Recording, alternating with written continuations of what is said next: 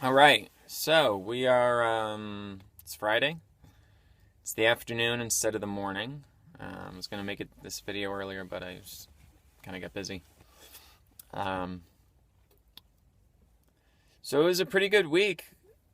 Not that any felt pretty good. Um, still have some trouble in the mornings, but seems like there's maybe a slight shift towards more a teeny bit more. I don't know. I hate to use the term mania because that's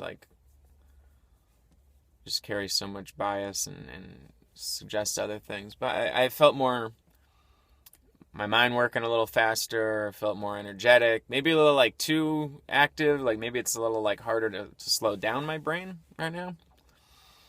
Um, but it's a little bit better. Um, I'd said last Saturday night I had some kind of awakening-ish, horrible night's sleep, whatever you want to call it. Um, and I didn't just magically feel better after that. That day I felt like shit, and I think Monday too. I don't know. When I say this week's been good, I mean I guess the past few days. I don't know. Saw my doctor again this week. Got wrapped up in another conversation with her, so I didn't even bring up that whole thing about that sleep thing happening last weekend.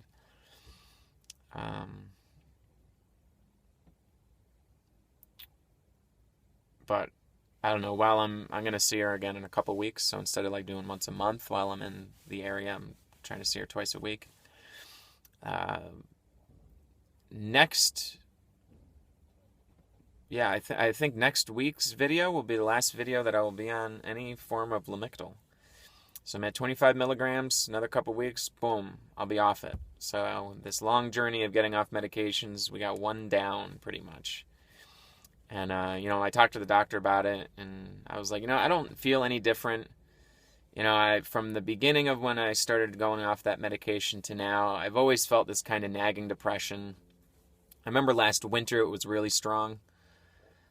Before I went to Mexico and Peru, it was and then it kind of lightened, and then basically I've had it at times. It feels always a little bit, but I don't feel like it's had anything to do with the medication. I don't feel like I've been more depressed now compared to the beginning of this removal of the med. I've always kind of felt I had no idea what that medication did. They call it a mood stabilizer. She said it's a bottom-up mood stabilizer, which doesn't really mean anything scientifically or technically. It's just an observation that it's some kind of mood stabilizer that seems to help people more with depression. Whereas lithium is a top-down stabilizer, which is a mood stabilizer that has a tendency to make people more depressed. They're not super technical terms, bottom up and top down. Yeah, I feel like getting off it's been reasonably easy. There were, I don't think there was any freakouts that were caused by going off the medication. There were some times where I felt like my brain, I remember last week feeling like my brain was kind of fucked up, but I don't know if that was medication withdrawal. It might have been. I don't know. It's hard to say. I think there's been times where I've attributed things to medication withdrawal, and it's hard to tell. All this mental health shit is really hard to tell. What's the medication? What's my life? What's the weather? What's things that are going on? Especially for me, work stuff can cause lots of stress and imbalance. And all this shit really is made up in my head. The same conditions, the same state. Even my life, all my life problems are really based on things I make up in my head. I have food and shelter and water. Those are taken care of. So everything else is just things up here, that I'm not satisfied enough. I'm not happy enough. I'm not, feeling like I'm achieving the things I want to achieve, or having the things I want to have, or having the relationships I want to have, or all these things is really up in the mind. I've got it easier than a lot of people. I know people that work crazy hours just to fucking make ends meet. Whereas I work, I don't know, as far as actual web development client work goes, I don't work a ton of hours building websites for other people. But I mean, I guess I work a good amount if you include all the other work that I do that's like alternative education related or comedy related or what all this stuff is that I do that in my mind I think of it as work. You know, I think of myself as this like startup company that as a person, you know, that I'll never sell. What else to talk about? Had this kind of like I've been a little energized this week because I had a good meeting with this guy who mentors me a bit about entrepreneurship type stuff and kind of the next directions to go with this unschooling, alt ed stuff. And I think the next stage is to start doing like, I've wanted to do like this tour. I keep talking about this tour of like a comedy tour where I go around and get some comedians and do like unschooling themed comedy. But it seemed kind of hard to find other comedians that did unschooling, and I really want young people involved. So then I thought of doing a variety show where we get a bunch of unschoolers to travel, go on tour at libraries and do, free shows or paid shows, whatever. It'd be really easy, I think, to book library space if it's during the day. Like, so there's all this stuff. And then I was thinking, like, if I want to start, like, that requires a bunch of people to get involved, like I've got to have some level of plan. If I'm going to ask people to commit, like, to travel and do that type of thing for a period of time, I mean, we can wing it. We can. We could totally wing it. I'm down with that. And that was originally my plan for next spring and summer. But now I'm thinking of maybe just starting something, like doing this, this book that I started writing called School Sucks, So Start Your Own.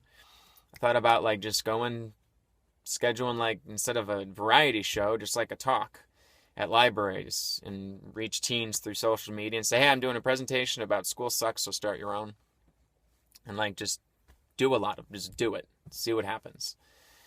I also realized, like, in Connecticut, because there was like this huge hurricane in Puerto Rico, apparently there's close to 20,000 kids that are going to relocate from Puerto Rico to Connecticut, which is the highest density of Puerto Ricans in the whole United States, aside from Puerto Rico. And most of them don't speak English.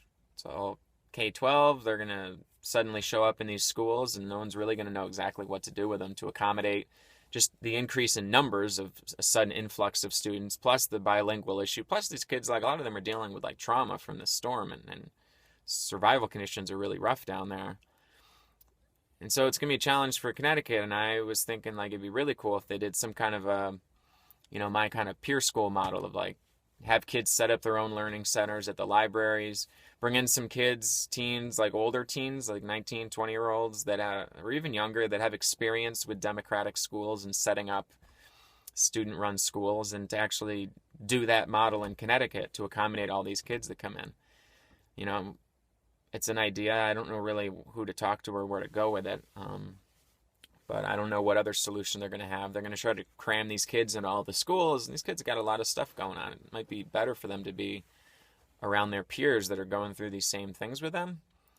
And it might look good or make things look normal to have them distributed amongst all the classrooms of the country. I don't know if that'll actually be the best solution for them. I don't know. Maybe I'm just trying to force my model out there. So it's kind of a cool idea I had. I don't know what to do with it or who to talk to, but I wrote an email to a guy at the Alliance for Self-Directed Learning about it. See what happens there. And I'm going to go skateboard now.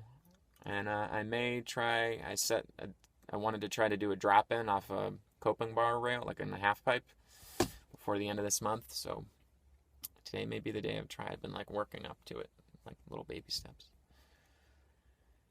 All right, 9-minute video. Ooh, I must be in a good mood if I've got so much to talk about. It'd be interesting to look at the data.